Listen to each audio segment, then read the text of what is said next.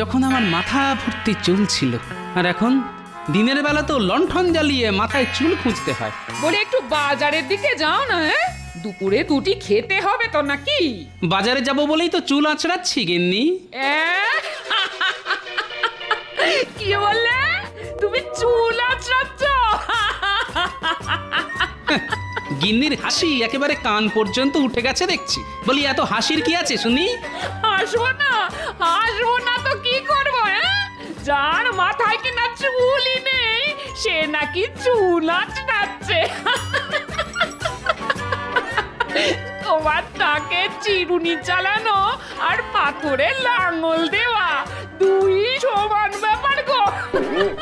ধুর, দিলে তো গিন্নি সকাল সকাল মাথাটা গরম করে, ভাল লাগে না। ওই ওই দেখো দেখো দেখো, কথায় কথায় রাগ করতে আছে নাকি? যাও যাও, তুমি এবার বাজারের দিকে যাও তো।